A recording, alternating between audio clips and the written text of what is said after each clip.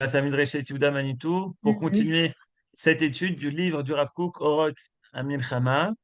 Et Midrashet Yehuda vous propose de venir en aide, d'être en action pendant ces moments de guerre, Bechavot Brigitte. Oui, bonsoir. Judith. Donc, ce que je vous propose maintenant, c'est d'aller aider à Yad Sarah. Vous connaissez Yad Sarah et il y a à son agence principale, boulevard Herzl, il s'occupe de faire une grande blanchisserie, si vous voulez, pour aider les personnes âgées, de ceux qui ont été déplacés et qui sont à Jérusalem en ce moment, des personnes âgées, des personnes handicapées. Et donc, ils ont besoin là-bas de volontaires. Alors, vous allez là-bas si vous voulez 1 heure, si vous voulez 2 heures, mais je vous donne le numéro de téléphone parce qu'ils ont besoin de personnes pour les aider là-bas. C'est 02 6 4 4 4 4 16. Je vois qu'il y a un écrit. Il y a un autre numéro 052 449 5102. Voilà. À toi, Menachem. Brigitte, je suis désolé, j'ai pas compris. Je On fait quoi recommence. quand on aide là-bas? Brigitte, voilà, moi Oui, aussi je voulais poser la et question. oui, parce qu'ils ont une blanchisserie là-bas et il faut aider pour, je pense, faire les machines, prendre les sacs, les mettre, un peu d'aide là-bas à ce niveau-là, à Yad Sarah. Voilà. Super. Ah, je t'entends mal. Le lavage est sur place, c'est pas prendre le linge chez soi et le ramener. J'ai pas compris ça, non. J'ai compris que c'est pour aider sur place là-bas à Yad Sarah. Mais enfin, il faut téléphoner. Voilà. Tu peux répéter le numéro, s'il te plaît?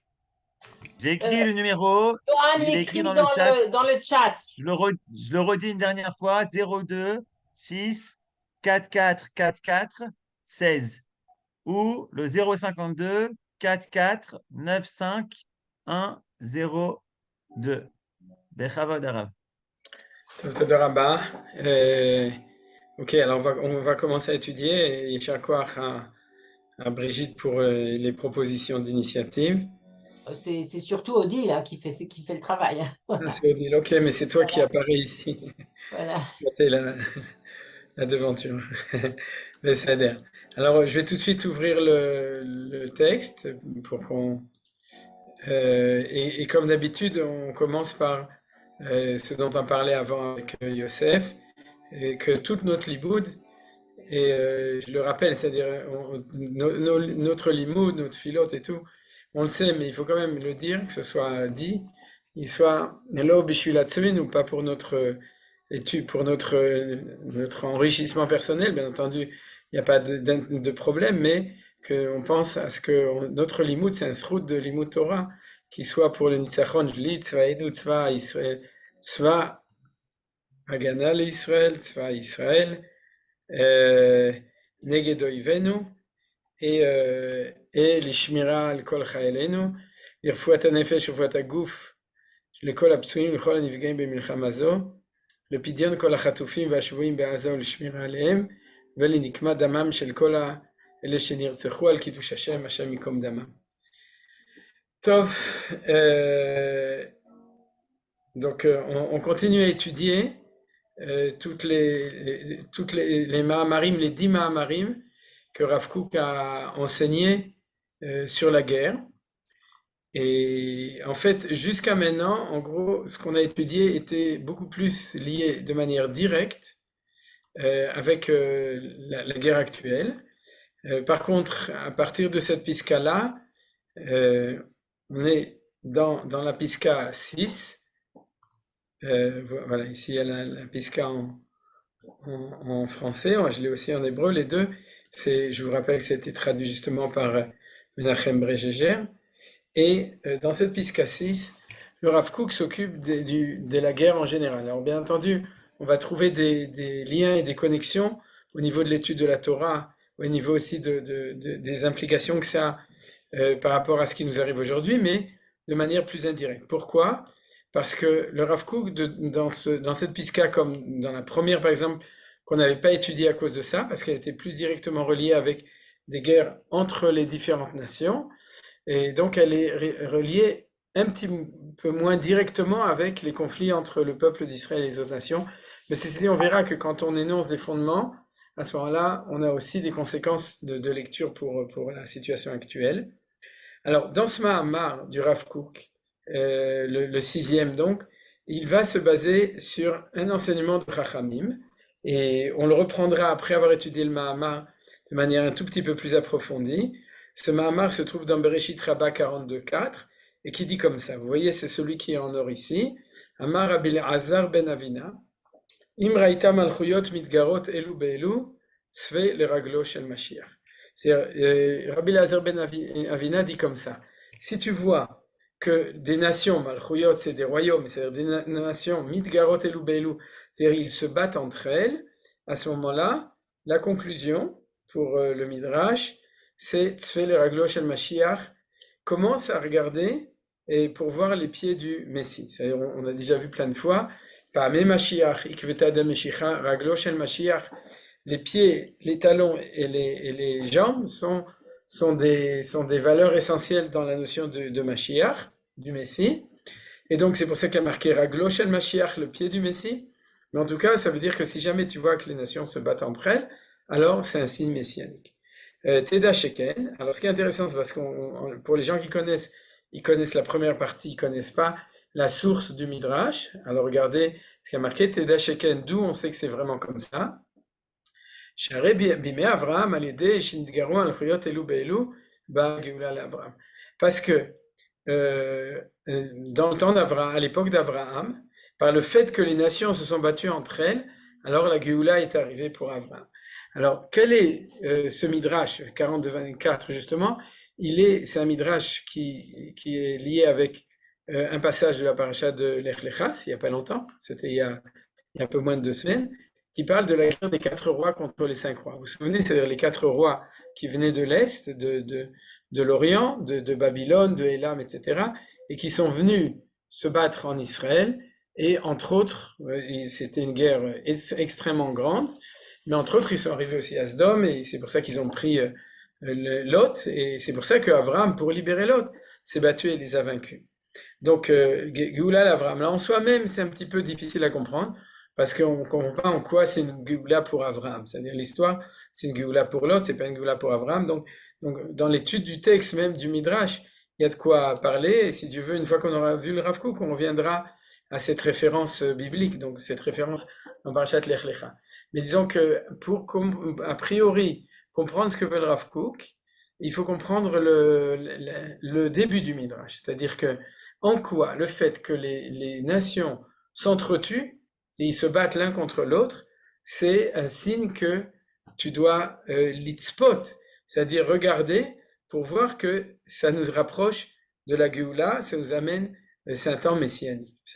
Alors pour remettre ça dans le contexte historique du Rav Kook, le Rav Kook écrit ces choses-là à l'époque de la Première Guerre mondiale. Et pratiquement toutes les piskaot qu'on a, en fait, sauf les premières qu'on a étudiées nous, qui étaient liées avec les guerres d'Israël, mais le Rav Kook, lorsqu'il voit la guerre mondiale, la Première Guerre mondiale, il ne s'occupe pas des guerres d'Israël, c'est-à-dire il s'occupe des guerres entre nations, et il se pose énormément de questions. Qu'est-ce que ça signifie, cette guerre mondiale? C'est la première fois qu'il y a une guerre mondiale. Et c'est la première fois qu'il y a une guerre, sans doute, avec tant d'effusions de sang, tant de morts, tant de blessés, etc. Pour autant que je sache, on en a déjà parlé les fois d'avant. Et le Rav Kook est très interpellé par cela, et il veut comprendre. Alors, il va amener plusieurs Mahamarim qui vont s'occuper, mais en fait, tous les Mahamarim ont cet enseignement du Midrash en filigrane. La différence entre les autres et ici, c'est qu'ici, il va le citer in extenso, c'est la seule fois où il va citer ce Midrash de manière claire dans ses 10 piskaot, dans ses 10 paragraphes sur la guerre, puisque vous voyez qu'ici, il y a marqué Alken, Bechol zman shemalchuyot mitgarot zo bezo. Donc, il cite directement Malchuyot Midgarot zo bezo, la citation du Midrash, et à ce moment-là, il dit Ve'i metzapa le raglo shel Mashiach. Vous voyez que donc le Rav Kook cite et donc interprète ce Mahamar de Chachamim, cet enseignement du Midrash, dans cette piska-là, dans la 6e piska. Et comme je vous dis, cette corrélation entre les deux, c'est ça qui interpelle le Rav Kook.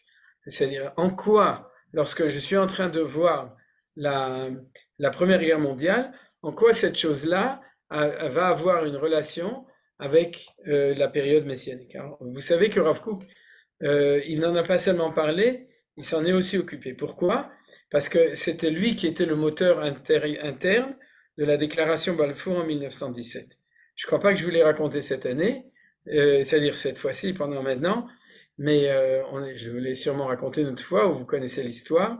Le Rav Kook, qui était citoyen russe, lorsque la guerre a déclaré la guerre de 14-18, il n'était pas en Israël, il était parti en Europe pour ramasser de l'argent, je crois. Pour je sais plus si c'est pour la Shiva, si c'est pour le Yishuv, mais en général, en tout cas, il avait des choses à faire, il est parti. Et quand la guerre a déclaré, comme il était russe et que les Turcs étaient en guerre contre la Russie, il était avec sa femme, il n'a pas pu rentrer en Israël. Et non seulement il n'a pas pu rentrer en Israël, mais il s'est retrouvé coincé pendant 4 ans en Europe. Ce qui était bien évidemment extrêmement difficile pour lui d'être loin. Il se demandait pourquoi le bon Dieu lui avait fait ça, de se retrouver comme ça en exil alors qu'il était déjà retourné en Israël. Il était à l'époque déjà le grand rabbin de Yafo et des Moshavot. Je ne sais pas s'il était déjà le grand rabbin de Jérusalem, mais en tout cas il était déjà une des personnalités les plus importantes des Talmidei Chachamim, des sages qui étaient en Eretz Israël. Il se dit pourquoi est-ce que j'ai besoin. Alors, bien entendu, au début, il s'imaginait que ça allait durer une semaine, la drôle de guerre. Bezrat Hashem, que la nôtre soit beaucoup plus court. Mais on se souvient que la première et la deuxième guerre mondiale ont été extrêmement longues, puisque c'est plusieurs années. Et au début, Rav Kook était en Suisse. Il est arrivé, c'est-à-dire il était accueilli en Suisse par la famille Kimri à Sainte-Gallen. C'est comme ça qu'on dit, je crois aussi en français, Sainte-Gallen. C'est dans la Suisse profonde là-bas, du côté suisse-allemand. Et entre autres, il était en contact aussi avec la famille Sternburg, qui habitait aussi là-bas, qui est la famille de la mère de Rav Moshe Bochko, c'est-à-dire la famille Bochko en gros, qui était aussi là-bas, donc ils se connaissaient, ils se sont rencontrés. Et puis après ça, le Rav Kook avait beaucoup plus tard, je ne sais pas si c'est en 1916 ou 17, c'est-à-dire plutôt vers la fin de la guerre, a été nommé comme le Rav de la communauté, je crois qu'elle s'appelle, je ne sais plus comment elle s'appelle, Adat Yeshurun, je crois, qui est la communauté orthodoxe de Londres. Et ils lui ont demandé de venir là-bas pour être Rav. Je pense que c'était un soulagement un petit peu pour lui parce qu'il avait l'occasion au moins d'exercer, de faire. Mais c'est une période qui était difficile pour lui. Et c'est grâce au fait qu'il était le Rav de cette communauté qu'il a pu conseiller au Lord, à la Chambre des Lords, donc à Londres, d'Angleterre, de donner l'accord pour la déclaration Balfour. C'est la déclaration qui est due à Balfour, en fait, dans l'antichambre, derrière par derrière, celui qui a réussi à convaincre les Anglais qu'il fallait faire la déclaration Balfour, c'est Rav Kook. Donc, de manière directe, si vous voulez, il a réalisé le Midrash. C'est-à-dire qu'une guerre qui était a priori une guerre mondiale, mais de toutes les nations, et Israël, l'État d'Israël n'existait pas, donc on était assez insignifiant dedans, à part le fait que les Juifs en Europe ont beaucoup souffert de la Première Guerre mondiale, mais on n'avait pas de réalité politique, on pouvait dire à ce moment-là, et grâce à cette guerre, on a réussi à avoir cet accord-là, et la déclaration Balfour, qui était une étape extrêmement importante de l'établissement de l'État hébreu en Eretz Israël. Donc, vous voyez maintenant, mais d'un autre côté, même si lui a réussi à faire avancer les pieds du Mashiach grâce au fait que les nations ils se battaient entre eux, mais le Rav Kook au niveau profond se demande quelle est la relation entre les deux choses. Et comme je vous l'ai dit, il va amener plusieurs explications dans plusieurs piskaot. On va étudier donc aujourd'hui cette première pour essayer de comprendre. Alors, on va lire, on lit directement en français, mais si jamais il y a des mots qui sont essentiels de voir en hébreu, on remontera sur l'ivrite. Je vois pas Menachem, mais j'ai fait 2 ou 3 corrections, donc si jamais il m'entend, je m'en excuse. Mais personnellement, je pensais que la traduction que j'ai proposée était peut-être pas de manière littéraire, mais au niveau du sens du Rav Kook était plus approprié. Donc je le signale pas. J'aurais peut-être dû le mettre dans une autre couleur pour que vous le sachiez. Peut-être une autre fois je ferai comme ça. Alors, tous les peuples se développent et se réalisent dans leurs actes par leur mouvement naturel. Les guerres approfondissent la valeur particulière de chaque peuple jusqu'à ce que son caractère s'affirme et qu'il se réalise totalement par l'action dans tous ses traits profonds. Israël est le miroir de la globalité du monde entier Et tant qu'il y a un peuple dans le monde qui n'est pas totalement passé à l'action dans toutes ses manœuvres, il y a un manque de clarté en vis-à-vis dans la lumière infuse de l'Assemblée d'Israël. C'est pourquoi, chaque fois que des royaumes se déclarent la guerre, des concepts particuliers, de nouveau, royaume, c'est la traduction Malchuyot, c'est des États, parce qu'on parle à l'époque, c'est vrai qu'il y avait encore beaucoup de royaumes en 14-18, mais on parle d'États, se déclarent la guerre, des concepts particuliers de l'accomplissement des peuples sont mis en action, et là prend naissance une force d'accomplissement dans l'Assemblée d'Israël, et elle espère l'approche du Messie, qui viendra et se montrera prochainement et de nos jours. Donc c'est les mots Bimira Biamenu en hébreu que tout le monde connaît. Donc le Rav Kook finit par une Mishala, par une prière, que Bezrat Hashem, que cette première guerre mondiale, qui était il y a 100 ans, un tout petit peu plus, fasse vraiment avancer le processus messianique. Voilà, on a lu le texte en entier, et je vais le reprendre pour l'expliquer. Alors, comment est-ce que le Rav Kook va donner une réponse à cela? Il va se baser sur deux éléments. Le premier, c'est la notion de naturel, et le fait de les guerres approfondissent la valeur particulière de chaque peuple. Alors, tout d'abord, on va commencer par le naturel, et pour le comprendre, il faut se baser sur le texte qu'on a étudié la semaine dernière.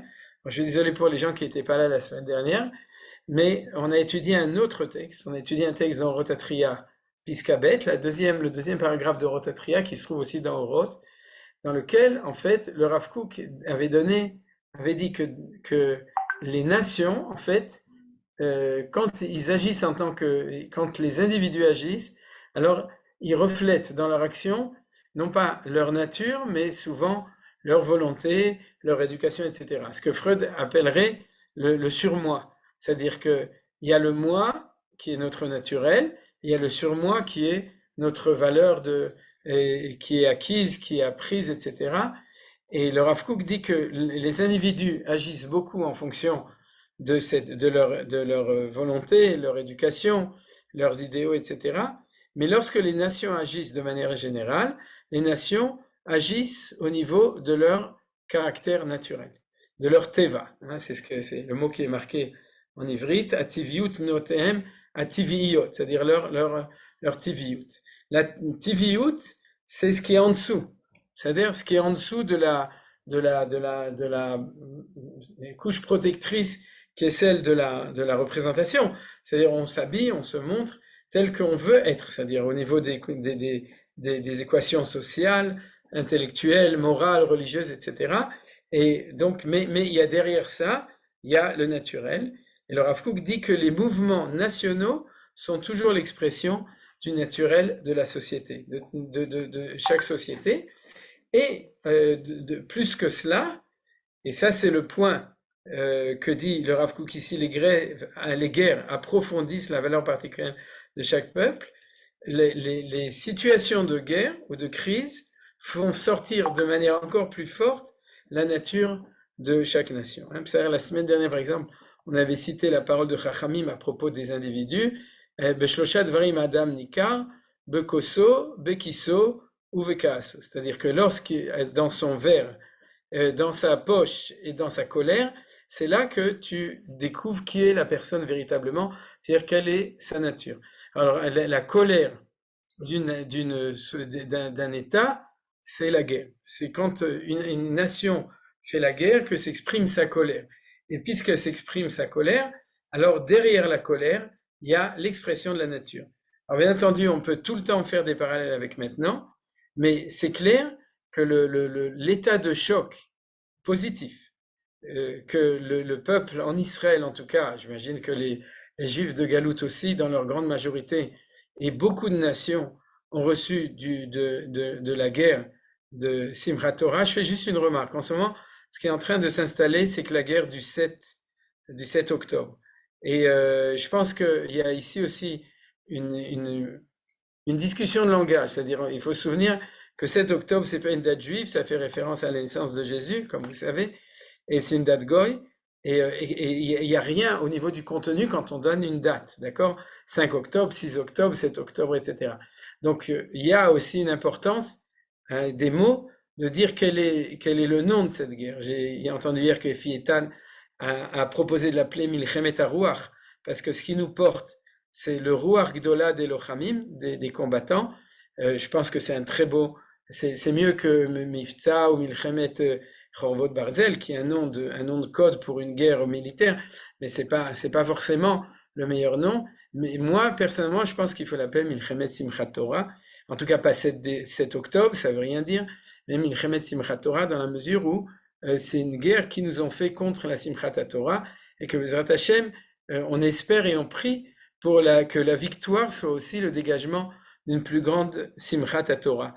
Maintenant, ça c'était une remarque entre parenthèses sur le nom de la guerre, mais en tout cas dans cette guerre-là, donc de Simchat Torah, le caractère naturel barbare de tous les Arabes, de tous les Arabes dans leur globalité, hein, je parle bien, il y a des tzadikim partout, mais je veux dire des nations, de nouveau, on ne parle pas des individus, mais des groupes, des nations musulmanes qui sont autour de nous, c'est-à-dire Hezbollah, dans les Arabes, dans les Shtachim, dans les territoires libérés de Yehuda et Shomron, et dans Rutsuat de Hamas, etc., ils ont révélé leur profonde nature. C'est-à-dire, et parce que en temps normal et dans les individus, partout, on a des gens qui sont capables, par leur volonté, par leur valeur, d'exprimer un niveau beaucoup différent, ou plus haut, ou plus bas, ça dépend. Mais en tout cas, là, on a une carte très claire. Et pourquoi? Et c'est un électrochoc parce que beaucoup de gens se sont réveillés le matin en se disant mais je croyais que les Arabes sont des gens pacifiques, si on leur donne des territoires, si on leur donne de l'argent, les Européens, nous on leur donne des territoires, les Européens et les Occidentaux leur donnent de l'argent, ils vont devenir des gens civilisés. Et donc l'expression de la nature en tant que de guerre est extrêmement fort maintenant là-bas, et je dirais aussi l'Avdil de 1000 années-lumière, l'expression de la nature du peuple juif est en train de se révéler par nos combattants et par notre peuple en général en Israël. Ce qui se passe, c'est l'expression de notre nature, de la même manière. C'est-à-dire, et bien entendu, l'Avdil, elle fait Avdalot entre le mal et le bien. Alors, c'est ce que nous dit le Rav Kook ici, les guerres approfondissent la valeur particulière de chaque peuple. Alors ça, c'est la première idée que le Rav Kook nous dit, c'est-à-dire que les valeurs particulières du peuple, c'est assez révolutionnaire, c'est pas les valeurs acquises par culture, c'est les valeurs naturelles, c'est-à-dire c'est ce qu'ils sont. Pourquoi c'est tellement important ce que dit le Rav Kook? C'est que dans le fond, le Rav Kook ne croit pas dans on pourrait dire, une valeur acquise qui irait à l'encontre de la nature. Le Rav Kook en parle énormément, dans Rotat Shuvah, on l'a étudié un petit peu, etc., et dans énormément de textes. Une valeur acquise ne peut être bonne que si elle permet de canaliser en bien ta propre nature. C'est-à-dire, si elle cherche à exprimer quelque chose de différent pour cacher ta nature ou pour penser qu'on peut écraser la nature, alors, comme j'ai cité la semaine dernière, le beau dicton français, chasser le naturel, il reviendra au galop. C'est-à-dire que le Rav Kook croit tout à fait ça, et c'est pour ça que dans son approche pédagogique, éducative, spirituelle, il pense que tout ce qu'on appelle le tikkun hamidot, d'accord? Le tikkun hamidot, c'est pas changer de nature, c'est amener vers le bien notre nature. C'est-à-dire que si quelqu'un a une tendance, par exemple, à être gentil, à être calme, alors il peut être quelqu'un d'insignifiant, ou il peut être quelqu'un qui agit dans le bien. Si quelqu'un est coléreux, alors ça veut dire qu'il est fougueux, c'est-à-dire il peut amener ça tout à fait dans le sens du bien. On a besoin de gens qui ont du punch, qui ont de la volonté, de la force, de la gvura, et toute mida doit être canalisée dans le bien, mais pas écrasée ou effacée. C'est-à-dire, comme nous dit la Gemara de Maseret Kiddushin, Impaga becha menouvalze moshcheu levet midrash. Si ce menouval, ça veut dire en bon français, ce salopard, c'est-à-dire le nevala, paga becha c'est le yetzer hara, moshcheu levet midrash, fait le rentrer dans le bet midrash. Et pourquoi? Parce que trouve comment canaliser ta nature dans un sens positif. Alors vous voyez, ça c'est des choses générales, mais le Rav Kook va jusqu'à dire que les projets de nation ne peuvent être réussis que si jamais ils vont dans le sens de leur nature, mais qui le transforment en une bonne nature.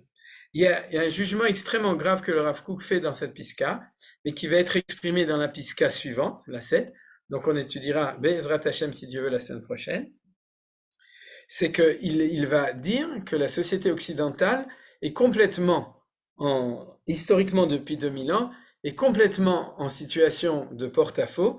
Il va dire même des mots un peu plus difficiles, plus rigoureux sur eux, sur cette question. C'est-à-dire que, en fait, leur projet de société, d'éducation, je parle au niveau historique général, pas forcément dans les 50 dernières années, mais de manière générale, c'est non pas d'essayer de changer la nature, mais d'essayer de mettre un habit sur la nature pour, en fin de compte, extérieurement changer et ne pas avoir besoin de se remettre en question intérieurement.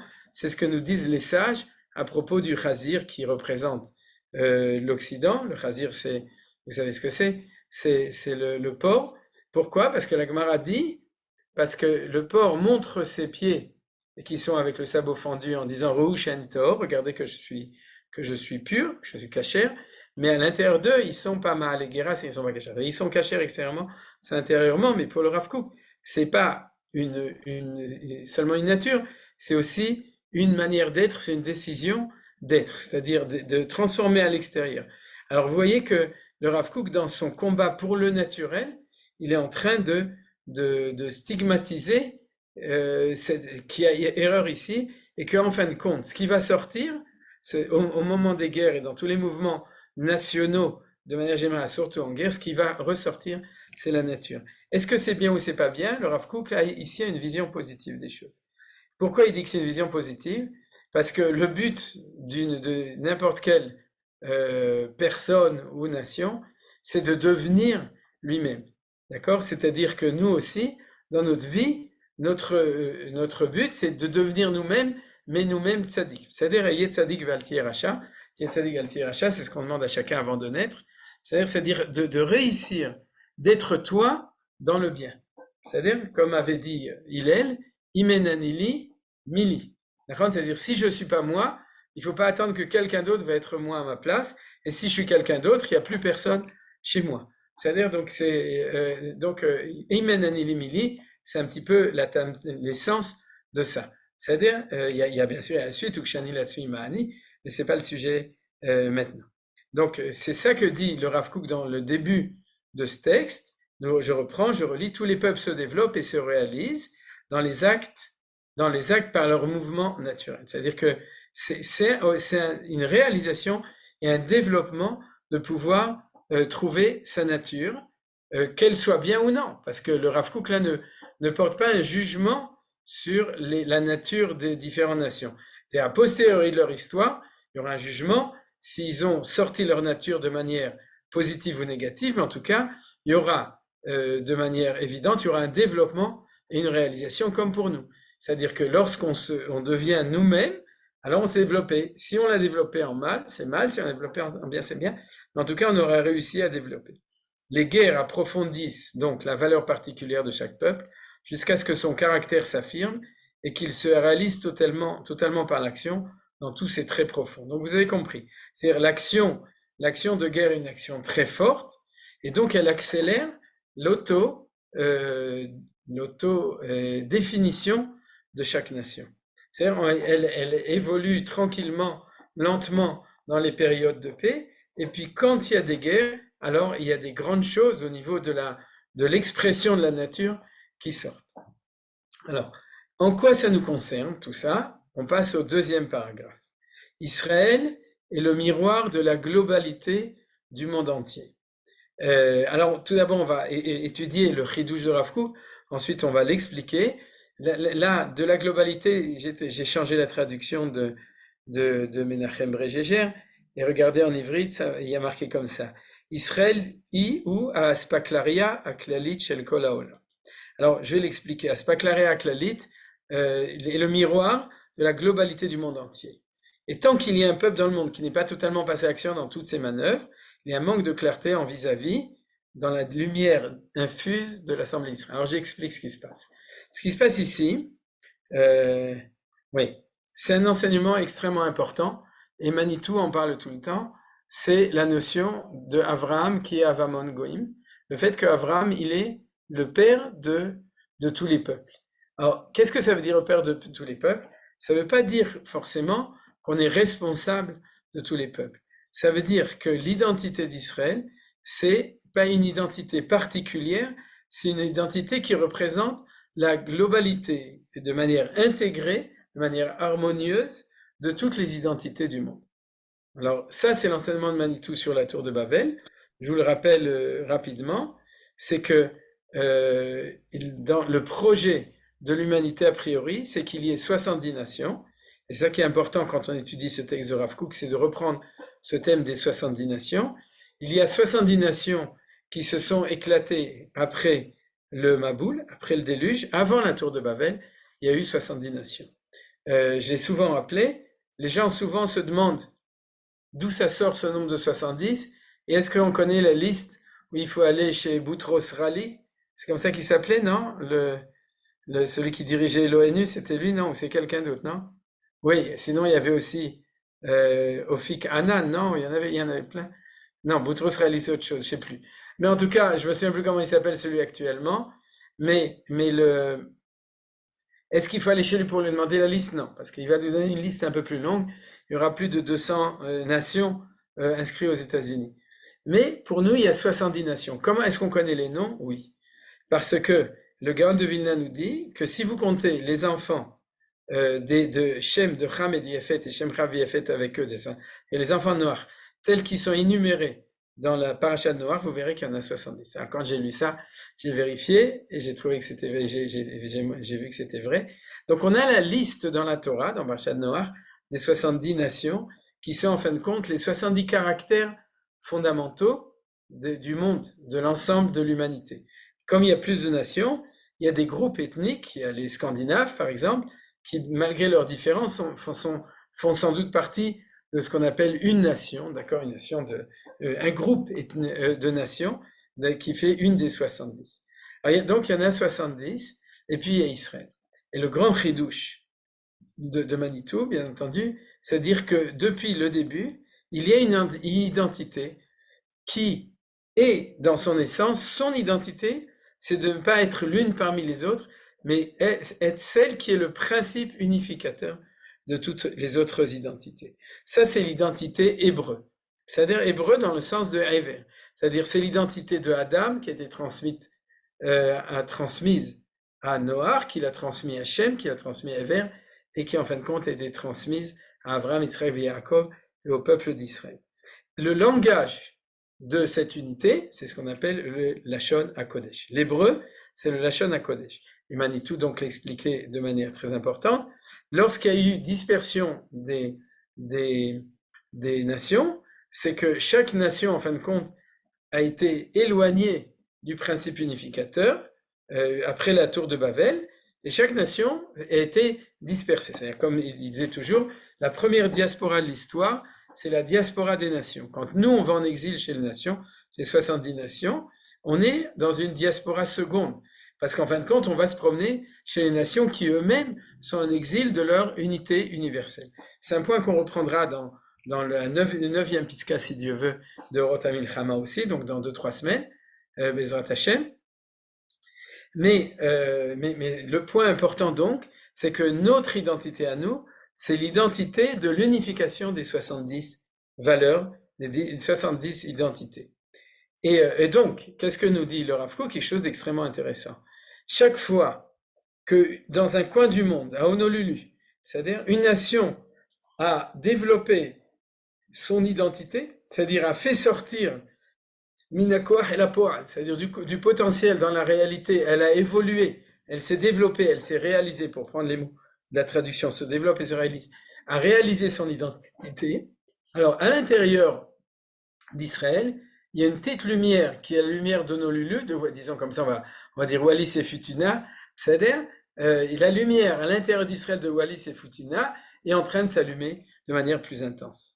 Et lorsque toutes les lumières de toutes les nations seront allumées, alors à l'intérieur du peuple juif, toutes les lumières de toutes ces choses-là seront allumées, et puis ça va faire quelque chose. C'est comme ça, le Rav Kook va dire dans la 3e Piska, que ça fait avancer l'identité messianique des choses.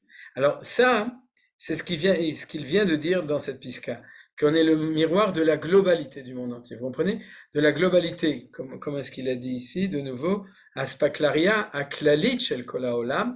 Alors, c'est pas qu'on est directeur général, c'est qu'on est le miroir de chacune des identités à l'intérieur de nous. Et tant qu'il y a un peuple dans le monde donc, qui n'a pas fait ça, alors il y a un manque de clarté en vis-à-vis dans la lumière infuse du peuple juif. Infuse, le Rav Kook qui dit le mot Yeshkut le mazé beor as-safug, safug, l'ispog, c'est celui qui est à l'intérieur de nous. Là aussi j'ai changé la traduction, mais qui se trouve à l'intérieur de nous. On est en corrélation de résonance avec ce qui se passe dans le monde. Et c'est pour ça que tout ce qui se passe dans le monde a aussi une influence extrêmement forte sur nous, sur notre développement à nous, de cette manière-là. Alors tout ça, c'est en fin de compte, c'est très mystique, c'est-à-dire comme chose, mais c'est pas si mystique que ça, parce qu'en fin de compte, c'est bien ce qu'on se rend compte. C'est que lorsqu'on revient en Eretz Israël, et ça on le verra dans les textes suivants, lorsque le peuple juif revient en Eretz Israël, ce que le monde attend, c'est de restaurer cette langage de l'unité de l'universel. D'accord? C'est-à-dire ce qu'ils attendent d'Israël, c'est pas encore une chita, pas encore une manière d'être humain, pas encore une idéologie ou une culture, c'est-à-dire ça les intéresse pas, et ça nous intéresse pas dans le fond. Ce qui nous intéresse, et ce qui intéresse le monde entier, Akadosh Baruch Hu et le peuple d'Israël, c'est qu'on puisse aider le monde à comprendre le rationnel unificateur de toutes les cultures. Bien entendu, avec la conséquence que quand ce sera réussi, il n'y aura plus de guerre. C'est-à-dire, puisque chacun connaîtra sa place, on sera le manager de toute cette organisation, dans notre essence, et puis à ce moment-là, il n'y aura plus besoin d'avoir de conflits entre les différentes nations, parce que chacun, en fin de compte, sera arrivé à sa définition, et nous, on sera arrivé à notre possibilité d'expliquer tout cela, toutes les choses ensemble. Je vais amener une source très intéressante sur cet enseignement-là, mais je pense que grâce au fait qu'on a cet enseignement de Manitou qui nous l'explique, c'est-à-dire que chaque nation s'est séparée dans son identité propre, et Israël a toujours maintenu dans son identité, en bien ou en mieux réussi, en moins réussi, comme chaque nation, dans son projet d'histoire, le fait que nous sommes les porteurs du principe d'unité, et le Lachon à Kodesh, c'est le Lachon Yechido Shel Olam, comme dit le Midrash, que Manitou amène, c'est le langage de l'unique du monde, c'est-à-dire de Akadosh Baruch Hu, qui crée l'unité dans le peuple juif, dans les valeurs et dans le monde entier. L'ONU est à New York, c'est-à-dire, vous le savez pour l'instant, mais d'ici 1 an ou 2, déjà les États-Unis, ils ont mis l'ambassade, c'est-à-dire, alors dans le prochain trem qu'on aura, dans le prochain Gilgul, à un moment ou à un autre, l'ONU va passer à Yerushalayim. C'est-à-dire, pour qu'elle passe à Yerushalayim, il faut que les nations veulent que ce soit nous qui les aidons à comprendre ce principe d'unité, et donc ce sera impensable pour eux que ça se trouve autre part. Il n'y a aucune raison que ce soit à New York, si ce n'est qu'il y a un message qui est donné là-dessus, c'est que le principe unificateur de la civilisation humaine actuellement depuis après la dernière guerre mondiale, c'est la nation qui est le principe unificateur pour le monde entier, c'est les États-Unis, et à un moment ou un autre, ce ne sera pas les États-Unis, ce sera les 12 tribus unies, c'est-à-dire le peuple d'Israël ou les 70 membres du Sanhédrin unis, qui va permettre aussi de faire un parlement international avec aussi 70 sièges essentiels ou 70 régions avec tout ça. Alors, si je voudrais rajouter, regardez, ce qui est intéressant, c'est un enseignement de Rabbi Tzadok HaKohen Milublin sur Purim, qui donne encore une image de ça, c'est les psukim qui sont sur Amalek. C'est le dernier pasuk de la guerre contre Amalek dans Parashat Kitetse. Vaya baniach Adonai Elohecha lecha mikol oivecha misaviv, ba'aretz asher Adonai Elohecha noten lecha nachala lerishta, timchet zecher Amalek mitachat hashamayim lo tishkach. Alors je crois que j'en avais déjà parlé, mais là il y a un point intéressant, c'est-à-dire le fait que quand on revient en Israël, on doit éliminer Amalek, ça on le sait. Mais il y a une condition en plus qui est marquée ici. Qu'est-ce que ça veut dire que le temps sera arrivé de s'occuper de Amalek, le jour où on se sera débarrassé de tous nos ennemis aux alentours. Vous comprenez pourquoi on ne peut pas commencer par Amalek ou le faire au milieu? Pourquoi la Torah nous dit, fais attention, d'abord débarrasse-toi de tous les autres, et ensuite le moment arrivera de s'occuper de Amalek. C'est ce qui d'ailleurs nous fait penser en point d'interrogation qu'il est possible qu'en ce moment on ait non seulement une guerre contre le Hamas et contre les Ishmaélim, mais aussi on est dans une guerre contre le Koach Amalek, et comme je vous l'ai dit, Bezrat Hashem, je vous montrerai un texte qui renforce cette idée. Mais en tout cas, la vérité c'est qu'il y a tout le temps Amalek, mais ça on parle de la dernière guerre contre Amalek, la guerre définitive où on fera la mitzvah de ce qu'on dit de faire Alamihya, c'est-à-dire Timchet Zecher Amalek, c'est-à-dire d'effacer complètement Amalek. Maintenant, pourquoi est-ce qu'il faut ça? Alors, le Rav Rabbi Tzadok HaKohen Milublin l'explique sur le même pensée que la pensée de Rav Kook à cet endroit-là. Si jamais chaque conflit par rapport à chaque nation fait un tikkun dans la relation entre l'identité, la parcelle de l'identité du peuple juif 1 sur 70 avec cette nation, alors puisque la guerre contre Amalek, c'est la guerre contre l'ennemi absolu de l'identité d'Israël, c'est-à-dire que si Israël est le principe d'unité de tout, alors Amalek est le principe du zéro, c'est-à-dire nous on est le 1 et lui c'est le 0, c'est-à-dire c'est l'antithèse du principe d'unité d'Israël, c'est ça Amalek, c'est l'antithèse de notre essence à nous, dans toutes les dimensions d'essence du peuple juif. Donc c'est au moment où tu auras réussi à être métaken les 70 facettes en Israël qui sont en corrélation avec les 70 nations du monde, que le temps sera venu de t'occuper de celui qui, en fin de compte, qui s'oppose à Israël en tant que principe unificateur de tout le monde, à Israël en tant que lui-même. Et tant que tu n'auras pas fait ce travail sur chacune des 70 nations, tu ne pourras pas t'occuper de Amalek, c'est-à-dire de manière définitive, c'est-à-dire tu ne pourras pas le vaincre. Tu seras en guerre contre lui, mais tu ne pourras pas le vaincre. Donc vous avez compris que cette idée, c'est une idée en plus qui va dans le même sens que ce dont parle ici le Rav Kook, mais le Rav Kook ne parlait pas d'Amalek, il parlait des guerres en Europe, des guerres mondiales, etc. Alors, on n'a pas, Sira, si je peux demander, oui, bonjour. on n'a pas fait encore le travail pour les 70 facettes, donc c'est un peu difficile de. Si là, le Amalek, c'est nécessaire, on n'en est pas encore là, on ne peut pas dire que. Ouais, je comprends ton inquiétude, et j'y pensais quand je disais les choses. Mais disons que si tu veux, les projets de Akadosh Baruch Hu, on les connaît pas. C'est-à-dire, et c'est pour ça qu'il faut être prudent quand on dit c'est la guerre contre Amalek, c'est la guerre de Gog ou Magog, maintenant c'est la dernière guerre, après ça, tout ira bien, etc. Il faut faire attention à ce qu'on dit. On peut poser des points d'interrogation, c'est-à-dire dans la mesure où on est en fin d'histoire et qu'on ne connaît pas ce processus qui était dans le premier paragraphe de manière précise de par nous-mêmes, est-ce que vraiment le temps d'histoire de l'expression de la nature de chaque nation est arrivé à un niveau suffisant pour qu'on puisse passer au stade suivant? Tu comprends? C'est-à-dire que peut-être que les deux guerres mondiales qui ont justement dans l'accélération du temps d'histoire, on fait que toutes les nations ont participé. Je ne parle pas du tout, comme je vous ai dit, de la Shoah, mais je parle de la vision des Umot Shemidgarot Malchuyot, c'est-à-dire des guerres entre nations. Peut-être que c'est déjà les stades suffisants, ou pratiquement suffisants, pour pouvoir avancer. Donc ça, c'est vrai qu'il y a encore des conflits dans le monde, et que nous-mêmes, on n'a pas encore résolu tous les problèmes avec tous les autres. Je suis d'accord avec toi. Mais il est possible qu'on soit, d'après le projet divin, on soit arrivé à un stade suffisant. Peut-être que oui, peut-être que non, comme on dit en Auvergne. Peut-être ben que oui. On ne s'est pas occupé de Ham pour l'instant, toute l'Afrique, ça n'était pas dans ces conflits. Qu'est-ce que tu dis? J'ai pas entendu. Je dis que Ham, qui est toute l'Afrique, on s'en est pas tellement occupé pendant cette guerre-là.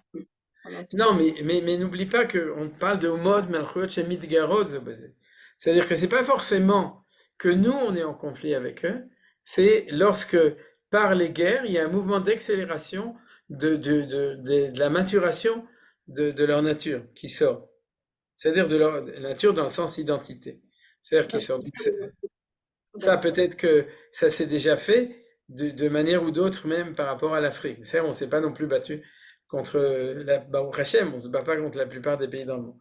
On a quand même encore des gens qui ne s'intéressent pas. Si, ils retirent leurs ambassades, c'est tout ce qu'il faut. Top. Alors, maintenant, on va voir le dernier paragraphe. Il dit c'est pourquoi chaque fois que des royaumes se déclarent la guerre entre eux, et voyez que pour le Rav Kook, on parle de la Première Guerre mondiale, des concepts particuliers de l'accomplissement des peuples sont mis en action. Ou en ivrite, pour que ce soit peut-être plus clair, Yotzim et la poal tsiurim miyuchadim le'ashlamatam shel ha'amim. L'ashlamatam, donc c'est l'accomplissement, la réalisation de la personnalité.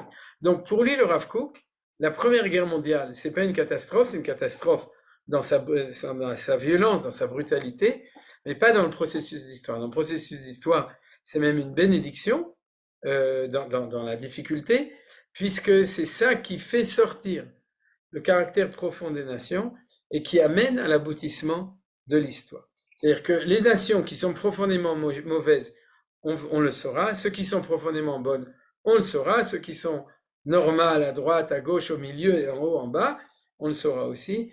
Et le Rav Kook pense que les guerres mondiales qu'il a vues, il n'a pas vu la deuxième, il a vu la première, nous on sait qu'il y a eu aussi la deuxième, sont des catalysateurs de l'expression de l'identité des nations. Et d'ailleurs c'est très intéressant parce qu'à partir de là, on peut faire des constats. On peut se dire, alors après la première, deuxième guerre mondiale, maintenant je sais ce que c'est que l'Occident, je sais ce que c'est que le Japon, etc. Et eux sans doute savent mieux qui ils sont. D'ailleurs, des fois dans un désespoir, d'un espoir de réussir à se transformer et à devenir meilleur. C'est-à-dire, et ça on en parlera dans la pisca suivante, c'est-à-dire si vous voulez, le constat d'identité, puisqu'on est en fin d'histoire, des nations. C'est comme partout, c'est-à-dire tu essayes, tu passes des examens, tu essayes d'avoir des diplômes, etc. Et puis à un moment, on se rend compte que c'est fini, c'est plus le moment, et à ce moment-là, tu sais qui tu es, et tu as un constat de tes réussites, de tes échecs, de ton identité. Il y a un moment où on sait. Alors, en fin d'histoire, les nations, on les connaît, c'est-à-dire c'est fait comme ça. Alors, c'est ce qui a marqué ici. Je peux dire quelque chose. Finalement, la guerre est présentée par le Rav Kook comme quelque chose de très positif. Oui. Est-ce qu'il n'y aurait pas un autre moyen, à part la guerre, qui est quand même quelque chose d'affreux, d'arriver au même résultat? Si, bien sûr. Mais simplement, le Rav Kook pense qu'il y aurait d'autres moyens, mais comme on l'a vu, ce que j'ai cité dans la pisca de Rotatria, il pense que comme Dieu a créé les nations et les hommes avec cette violence de guerre, il pense que, c'est ce qu'on a vu dans cette pisca, c'est-à-dire dans le temps du présent de l'histoire, les guerres sont incontournables. C'est ça qu'il pense. Et bien sûr qu'il y a un autre moyen, comme tout. Il aurait pu avoir Adam et Chava auraient pu ne pas manger du Etz Hadat, et Caïn aurait pu ne pas tuer Avel, etc. Il y a beaucoup de choses. On aurait pu mettre Yerushalayim dans une bouteille avec tous les si et les mais. Mais parce que les si et les mais, c'est le Messie.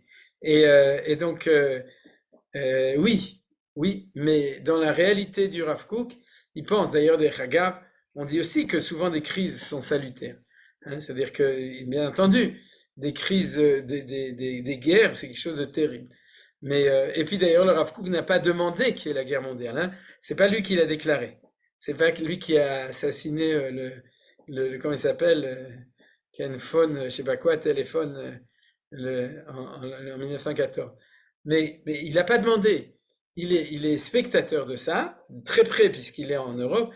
Ensuite, il est même en Angleterre au moment où les choses avancent beaucoup. Et donc, il est spectateur, mais il a une vision positive tout en connaissant tout le mal qu'il y a derrière, d'accord? Mais il y a cette volonté qui est très très forte toujours chez le Rav Kook de regarder en quoi. Maintenant, si on étudiait que ça, d'ailleurs c'est basé sur le Midrash, on dirait les Juifs sont cruels, mais ils s'en foutent qu'il y a de la guerre, ils s'en foutent qu'il y a des gens qui meurent. Mais je veux rajouter un point très important pour maintenant. C'est très important. Parce qu'en fin de compte, qui en est responsable? C'est ces Rechaïm du Hamas qui savent très bien qu'il n'y a rien de pire pour un juif que de prendre des prisonniers. Tous les gens qui connaissent le Inyan des Pidyon Shvuim dans le peuple juif, ou la souffrance que le peuple juif a de ne pas pouvoir supporter qu'un de nous soit prisonniers chez des sauvages, chez des barbares, etc. C'est quelque chose de cynique et de terrible qu'ils ont fait et qu'ils font. Et pourquoi c'est terrible? Parce qu'ils nous mettent exactement dans cette impossibilité. Est-ce que l'essentiel, ça va être la souffrance des victimes, ou l'essentiel, ça va être la guerre pour se battre contre l'ennemi? Normalement, les deux choses, ils vont ensemble. La souffrance des victimes fait que on a plus de volonté de détruire les ennemis. Seulement maintenant, avec les prisonniers, avec les Khatoufim, on est en situation où d'un côté, il y a les gens qui sont très proches des Khatoufim, pas tous, mais une grande partie, qui demandent souvent de tout faire pour les sauver, dans le sens de ne pas continuer à faire la guerre autant qu'il faut la faire.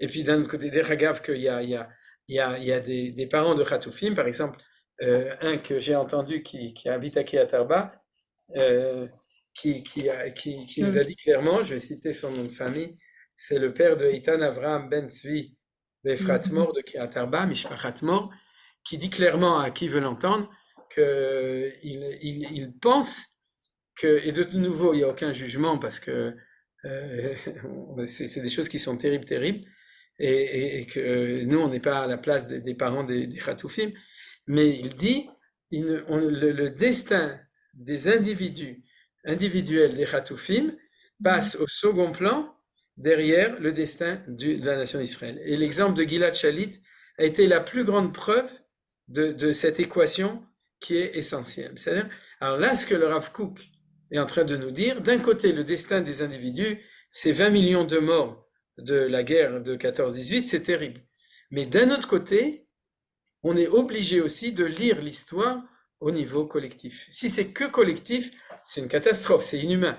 Et Rav Kook était quelqu'un de très humain. Si c'est que individuel, c'est encore plus catastrophique, parce que ça veut dire que le monde est absurde, le monde est mauvais, le monde va à sa perte, et en plus, il n'y a rien à tirer dans le fond, si ce n'est un échec terrible de ces guerres. C'est-à-dire, par contre, cette vision de Rav Kook, et merci Brigitte, cette vision ne va pas à l'encontre, c'est une dialectique, mais elle va au-delà. Et le Rav Kook nous oblige à avoir cette vision au-delà des choses, cette vision du kivun, de l'orientation de l'histoire. Et en fin de compte, c'est peut-être le plus grand message qu'on peut tirer de cette étude maintenant pour nous, c'est-à-dire que on doit avoir les deux choses ensemble. Je pense que c'est pas trop difficile pour un juif, et c'est ce qui se passe en ce moment. D'un côté, on pleure nos morts, on pleure nos blessés, on pleure nos chatoufim, c'est-à-dire bemistarim tifke nafshi. Il y a un verset qui dit que dans bemistarim, c'est-à-dire quand je suis en cachette, mais ça veut dire quand je suis avec moi-même, tifke nafshi, alors mon nefesh il va pleurer. Mais d'un autre côté, on essuie les larmes, on se lève et on va au combat, et on va être des giborim qui ne pleurent pas, au contraire, qui vont un bem besimcha. Vous avez vu la simcha qui est chez les chayalim, c'est-à-dire on se demande dans quel monde ils vivent. C'est-à-dire, est-ce qu'ils sont pas au courant? Bien sûr qu'ils sont au courant, ils ont vu ce qu'ils ont vu, etc. Mais ils ont cette simcha de la shrina et de la connaissance du fait qu'ils sont en train de s'occuper de la vie du peuple juif. Ils sont l'expression de la vitalité du peuple juif et de la nature du peuple juif, comme on le voit ici. C'est-à-dire, et c'est ça le Rav Kook qui voulait voir partout. Il n'aura jamais accepté de se limiter à la souffrance des individus dans une guerre, d'accord? Il dit, c'est pas possible. C'est une guerre comme ça, une guerre mondiale, 2 guerres mondiales en un siècle, en moins d'un siècle, en moins de 50 ans. Et en plus, tout de suite, au moment où le peuple juif revient en Eretz Israël, il dit, c'est impossible, je suis obligé d'expliquer quelle est la relation entre les deux choses.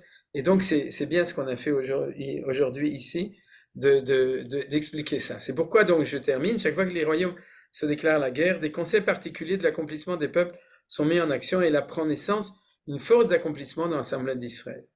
Et elle espère l'approche du Messie qui viendrait se montrera bimera biamenu, comme il dit. C'est marqué ici, bimera biamenu. C'est-à-dire que pour le Rav Kook, c'est clair et net que cela nous rapproche parce que ça va réveiller quelque chose de spécifique en Israël. Il va le développer dans les piscotes suivantes qui vont beaucoup plus nous rapprocher de notre connaissance qu'on a de la tzionut, c'est-à-dire du retour en Israël et du processus messianique qui amène. Alors, je voudrais peut-être rajouter, donc bien entendu, c'est évident que de maintenant, en ce moment, il y a aussi cette expression très forte de ça, c'est-à-dire de cette expression de la nature des nations d'un côté de nos ennemis et de l'autre côté de nous, et c'est quelque chose de très fort qui, si Dieu veut, va au-delà de la souffrance, et aujourd'hui, dans la direction qui est actuellement, parce qu'en ce moment, on est en train de se battre, et on est en train de s'occuper de Géoula, c'est-à-dire la Géoula d'Israël, puisque la Géoula, c'est pas seulement la Géoula Shlema, quand le Messie va venir, on est en situation de Tsara, ou Mitsara, les Géoula, c'est-à-dire qu'on est de Tsara à la Géoula, et en ce moment, on n'est plus dans la Tsara, on est dans la Géoula, il faut l'affirmer, il faut le dire, c'est-à-dire c'est très important, il y a eu des miracles extraordinaires, en 3 jours, on est passé de Tsara à la Géoula, comme c'était d'ailleurs à la guerre de 73 aussi. Il ne faut pas rester dans des traumatismes, il faut se souvenir qu'au bout de 3 jours, de 4 jours, avec énormément de miracles, on est passé Mitsara à la Géoula, et aujourd'hui c'est la même chose. Et dans cette notion-là, alors, Umot Malchuyot Shemitgarot Zobezo, c'est nous contre tous nos ennemis, et Titzpelo, il y a un éclairage. Alors, je vais terminer avec, en reprenant le Midrash de Chachamim, vous voyez, c'est-à-dire le Midrash qu'on a cité au début, parce que comme je vous ai dit, tout d'abord, je pense que l'idée du Rav Kook était expliquée de manière magnifique, c'est-à-dire qu'il a expliqué, pour reprendre, pourquoi des guerres comme les guerres mondiales, qui sont différentes de toutes les guerres qu'il y a eu de l'histoire, étaient pour le Rav Kook pas seulement un signe, mais un processus extrêmement important dans le fait de faire avancer le processus messianique. C'est-à-dire de faire avancer, et l'histoire nous l'a prouvé. 14-18, déclaration Balfour, 39-45, l'État d'Israël 3 ans après, en 1948. C'est-à-dire que ces 2 guerres ont été un moteur essentiel du processus messianique. Alors, ces composantes, le Rav Kook va continuer à les analyser dans l'épiscope suivante, si Dieu veut. Mais non, pourquoi pour la première fois, j'ai ouvert le Midrash, parce que je ne l'avais pas fait, et je ne savais pas qu'il y avait une référence qui était dans les parashiot de la semaine, c'est-à-dire dans celle de Lech Lecha. Alors, je vais terminer avec une idée dessus. Il y a marqué Kachat, Teda Sheken, Sheare Bime Avraham, Alide Shingaru Malchuyot Ba Geula l'Avraham.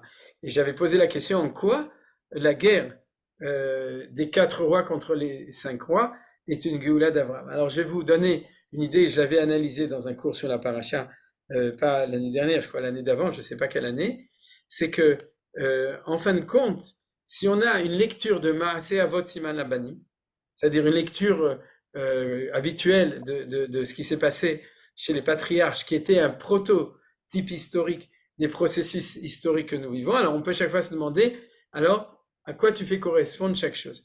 Eh bien, si on étudie la guerre de Gog ou Magog dans les prophéties, et si on étudie de manière très précise la guerre de ces 4 rois contre ces 5 rois, alors on se rend compte qu'en fin de compte, c'était pour Abraham lui-même sa guerre de Gog et Magog. C'est-à-dire parce que la guerre de Gog et Magog, c'est quand on revient en Eretz Israël et qu'on aspire à la paix et au repos, c'est ce qui est marqué dans les psukim, et si Dieu veut, je les reprendrai dans un cours puisque c'est des points d'interrogation en ce moment, et qu'à ce moment-là, les nations viennent en Israël, toutes les nations, pour nous déclarer la guerre et qu'elles vont se battre entre eux.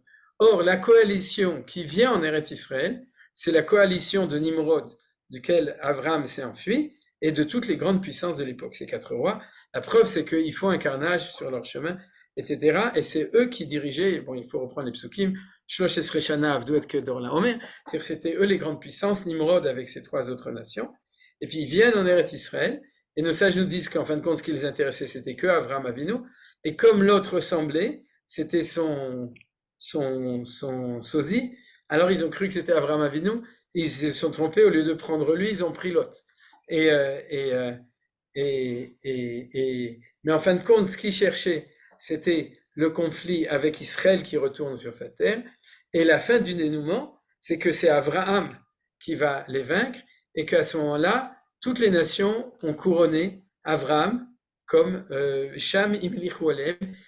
Toutes les nations se sont rassemblées Be'emek Shavé, là où il y avait Malkitzedek, le roi de Jérusalem, pour couronner Abraham comme roi universel. C'est réussi du projet de Avraham Goïm. Donc, vous voyez qu'il y a quelque chose d'extrêmement intéressant là-dedans, c'est que lorsque le Rav Kook voit que c'est une guerre mondiale, eh bien, il se dit, si c'est comme ça, ça ressemble beaucoup plus à ce qui est justement dans l'exemple même qui est marqué ici.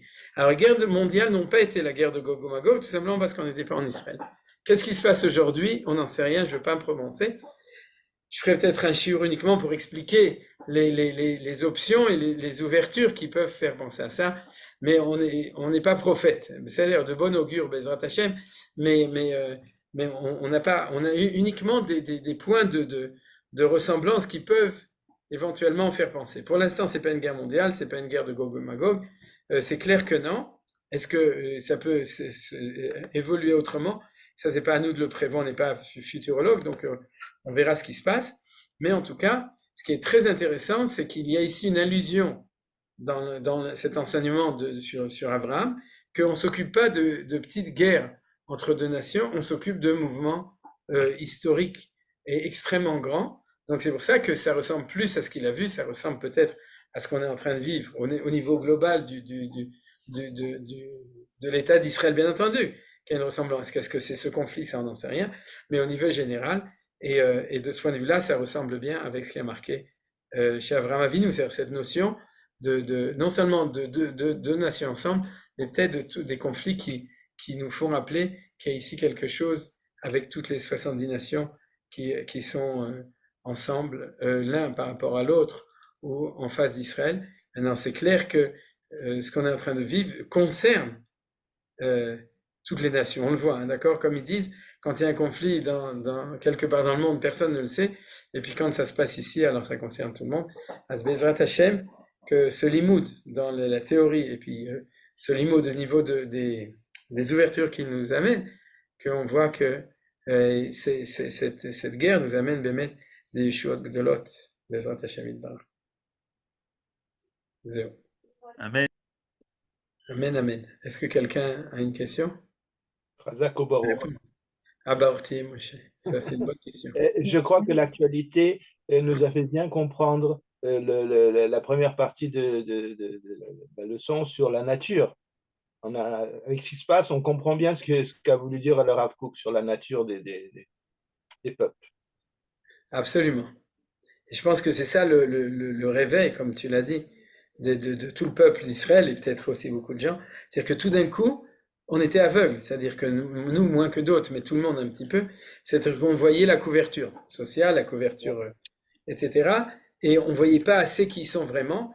Et maintenant, on le sait. C'est-à-dire, je suis d'accord avec toi, Todarama. C'est où? Pas de On question. dit quand même Shabbat Shalom, même si c'est pas jeudi soir. Ah oui, c'est vraiment. De toute façon, tu sais, dans le Mizmor de mercredi, on dit le Chuneranena, parce que on peut commencer à dire Shabbat Shalom à partir de mercredi. Shlosha Yamim, Shelifnei Shabbat, Zenikra Pnei Shabbat. C'est-à-dire donc Shabbat Shalom, et puis en plus maintenant il fait nuit, donc on est déjà jeudi, l'homme chané. C'est-à-dire, mais même tout à l'heure. Top. Ah oui, pour Yosef, il fait encore jour, il est mercredi, c'est lui le représentant des Ouais, mercredis. Evelyne, tu as une question? Ouais, Bechavod. Je voulais dire qu'on voit aussi déjà un peu la nature des autres peuples. Ça commence à se révéler. Ah, tu parles des autres nations dans le monde. Oui, Ouais. oui, des autres nations. Oui. D'accord, parce qu'en fait, on est le révélateur même de qui est tzaddik veut miracha. C'est-à-dire ils le sont de toute façon depuis longtemps, mais le peuple d'Israël, il réveille en fait justement à cause de la correspondance entre notre intérieur et eux. On est tout le temps en correspondance avec les nations, et donc on est un peu révélateur aussi. D'accord. Merci Evelyne. Todarabah. Et le plus extraordinaire, c'est Am Israël. Ça, c'est ce qui s'est révélé d'une façon Voilà. Je crois que c'est ça. éblouissante. Voilà. C'est ça qui est le plus important. important. C'est ça le plus grand. D'accord. C'est le Shoresh Neshama. Hier, j'ai entendu justement, je crois que c'était Fietam aussi qui l'a dit, c'est-à-dire que il y a une révolution inattendue, c'est-à-dire pour nous c'est pas inattendu, mais comme toujours, on finit par avoir des doutes. Aujourd'hui, c'est pas les dirigeants qui dirigent l'armée, c'est l'armée qui dirige les dirigeants. Pourquoi? Parce que ils reçoivent un influx de courage, les dirigeants, militaires ou politiques, parce qu'ils voient que les soldats ont du courage. C'est-à-dire, c'est ce qu'on appelle la Itaruta de l'Etata. C'est un des plus grands signes de la Géoula, c'est que la Géoula, elle commence par en bas, elle commence pas par en haut. Et là, on a un excellent exemple, c'est-à-dire que le Ruach de nos soldats, c'est lui qui donne du roi à ces mefakdim qui, sans doute, ou ces dirigeants qui, sans doute, apparemment, avaient qui lui avaient peut-être perdu ce qu'ils avaient quand ils étaient jeunes et qu'ils étaient eux-mêmes des chayalim et tout, ce qu'on a senti en 48, en 67, même en 73, etc. Mais aujourd'hui même de manière décuplée. Et ça, c'est un miracle extraordinaire. C'est-à-dire, c'est que la nature du peuple juif, elle est en train de s'exprimer au niveau de toute la nation et encore plus fort au niveau de nos soldats qui sont tous la nation. C'est tous des Anshe Milouim, la plupart. C'est-à-dire qu'ils sont là, c'est Am Israël, Pashut Meod. C'est-à-dire de manière extraordinaire. C'est-à-dire, Nelly, je crois qu'on va s'arrêter là. D'abord parce que comme ça, Nelly, elle a terminé avec avec un mot de positif sur Am Israël. Et ce qui est le plus important. Tov, alors Shabbat Shalom à tous. Et Bezrat Hashem, on se retrouve